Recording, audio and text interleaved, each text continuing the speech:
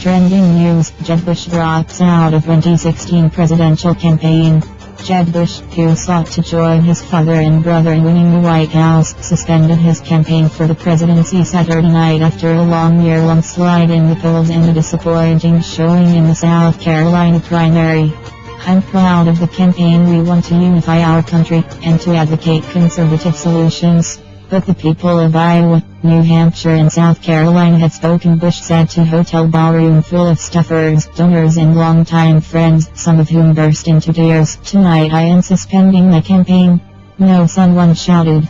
"Yeah," he said before the room burst into applause. "I congratulate my competitors that are remaining on the island." Bush pointedly did not name any of his Republican rivals during his short speech but said, "In this campaign, I have stood my ground, refusing to bend to the political winds." Bush's decision followed a devastating loss in the Palmetto State, a state that handed both his father and brother crucial victories but that has shifted toward a much more strident form of republicanism in the years since. Bush was also under intensifying pressure from party leaders to clear the field so they could coalesce around a challenger to Donald Trump.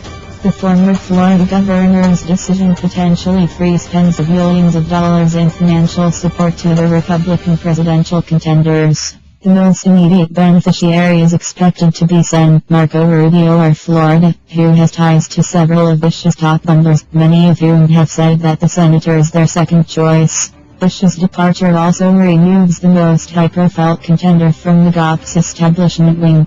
While Bush has never lived or worked in Washington or held federal office, he was cast as a favorite of the party elite given his family lineage and close ties to many of the party's most generous backers and senior leaders.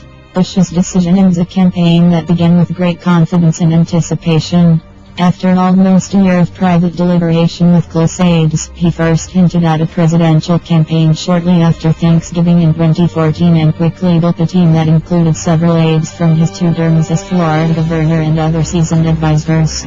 The new Bush team trumpeted a shock-and-awe strategy that methodically amassed an unprecedented amount of money for his campaign and allied super PAC. Bush's super PAC, Right to Rise USA, raised $118 million in 2015 to spend mostly on advertising attacking other GOP candidates. Right to Rise had spent at least $95.7 million backing him through Friday. The advertising strategy forced former Republican presidential nominee Mitt Romney to accelerate his decision-making about another candidacy this year.